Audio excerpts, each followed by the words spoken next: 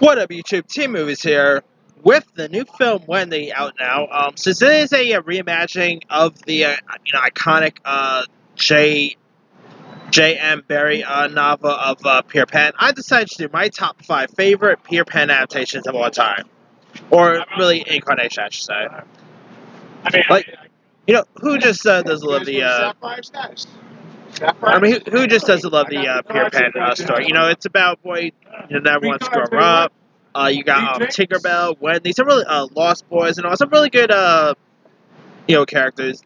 And there's been some really good Peter Pan incarnations over the years. So with that being said, here's my top 5 favorite Peter Pan incarnations. All right. Coming in at number 5, I'm gonna go with more of an unpopular opinion, but I usually really don't care which say. I usually don't really care what you say, with the unpopular opinions. And my number 5, I'm going to go with Pen. Now, Pen is not really a great film or anything, but I really got a kick out of it. Of course, this was directed by Joe Wright, who also gave us films like Pride and Prejudice, Atonement, Darkest Hour. I thought Joe Wright did a pretty decent job with this film. I mean, it does have some problems, Rooney Mara being cast as Tiger Lily was very questionable. Hugh Jackman saying "Smells Like Teen Spirit" was a little questionable, but I really, other than that, I thought it was pretty decent. I always liked the effects here.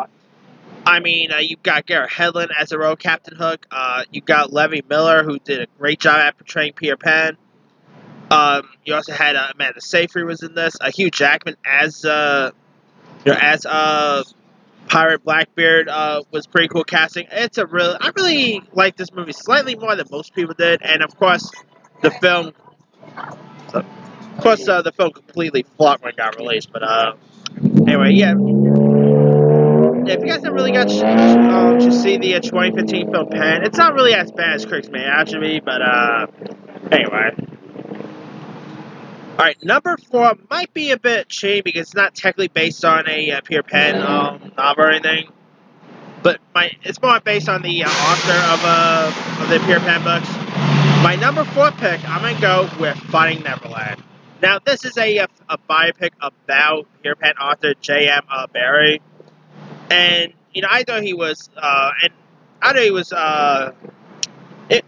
Johnny Depp, of course, portrayed the role of Barrie. You also have Kate Winslet as his widow in this. You also got Freddie Highmore, like a year before Johnny Depp and Freddie Highmore was in Charlie Chocolate Factory together. They were in Finding Neverland. The film was also directed by the same guy who gave us Christopher Robin a couple years back. Of course, you also had Dustin Hoffman, which is kind of funny because Dustin Hoffman is no stranger about starring in anything Peter Pan related. Anyway, Finding Neverland, it's a really terrific film. It scored a couple of Oscar nominations. Johnny Depp scored a nomination for Best Actor. Well deserved there. This, of course, shows of how, he came up with, writing Peter Pan and all that. And it's kind of really decent. Like, if you guys never really seen Finding Neverland, it's a really good one. Number 3, I'm going to go with 2003's Peter Pan live action. Now, this actually starred Jason Isaac as the role of Captain Hook. You had Jeremy Sumner as the role of Peter Pan, Rachel Hurd Wood as Wendy. Of course, this also features the Lost Boys. It's really a live-action interpretation of the story we all know, and it's actually a pretty good live-action one. It has some really cool visual effects. Jason Isaacs as the role of Captain Hook, he played that role really perfectly. Jeremy Sumner was born to play Peter Pan. I thought he was a great Peter Pan there. The effects was definitely good, especially at 2003's standards. And, yeah, if you guys haven't really seen 2003's Peter Pan one, it's another really decent Peter Pan take. Alright. This is my guy. Anyway, that smash was also directed by P.J. Hogan, so there's that too. Thank you. Anyway, my number 2 pick, I'm going to go with... Obviously, my number 2 pick is going to go to Hook. Directed by Steven Spielberg. Hook is who just doesn't love Hook? Dustin Hoffman as the role of Captain Hook. Robin Williams as a very middle-aged lawyer who's, of course, Peter Pan. Julia Roberts as a Tinkerbell. You had Bob Hoskins as Smee, who Hook is just magnificent. Probably one of Spielberg's coolest work. Really cool effects.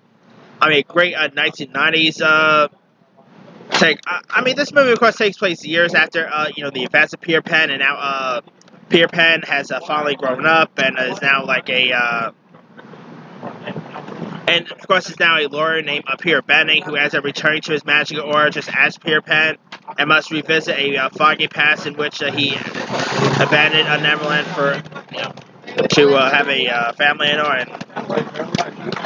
and this also featured like other villains outside of just Hook. I mean, Hook is just come on, who just didn't love Hook back in the days? And yeah, now crazy to believe that this movie did not really get great reviews when it got released, but Hook, I'll defend Hook from now till the day I die. Hook is just terrific.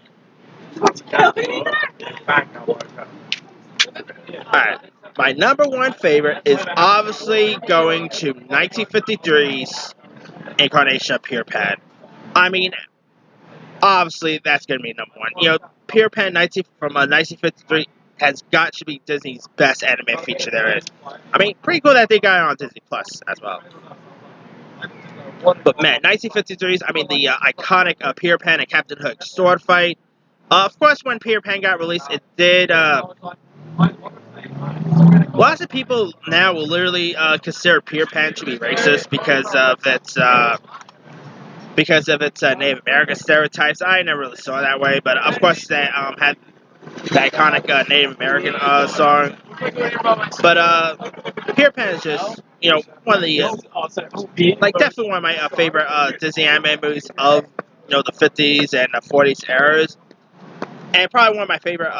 Wait, I was gonna say one of my favorite Disney movies that don't feature Disney princess. I remember Tiger Lily is technically a princess, but anyway. You want me to do it for you? You don't have a you want me to do it for you? No. Yeah, if you guys never really seen 1953's Peter Pan, do yourself a favor, go watch it. I mean, Bobby Driscoll does the voice of Peter Pan. You even have Catherine Bowman, who, also, funny enough, she was also the voice of Alice in Wonderland. She portrayed the voice of Wendy in this, so that I always found that to be pretty cool. But yeah, if you guys never really seen Peter Pan, the 1953 version yet, go check it out. It's one of the most iconic Disney classics there is. Alright. That's pretty much it. Let me do the quick rundown. 5, Pan. 4, Finding Neverland. 3, Peter Pan from 2003. 2, Hook. And number 1 is 1953's Peter Pan. Now, there's a few other ones I probably could have added. The sequel, Return to Neverland, is actually not what I have bad. It's actually one of the better Disney animated sequels there is. Of course, there was the film Neverland with Keira Knightley, Peter Pan Live. There's a Peter Pan movie from the 1920s that was pretty decent. Not too much, I guess you could count the Tinkerbell films. If you really want to really count it as a Peter Pan incarnation, The Lost Boys. I know it's not fully a Peter Pan film, but it kind of takes the elements of Peter Pan, and that's it's like a horror version of Peter Pan. I'll put it that way. But anyway, let me leave it to you guys. What has been your favorite Peter Pan incarnation? Whether it's Peter Pan Live or the 1950s classic or Hook or whatever. Drop a comment below. Don't forget to like, subscribe, hit that bell for more notifications. This is C-Movie signing off.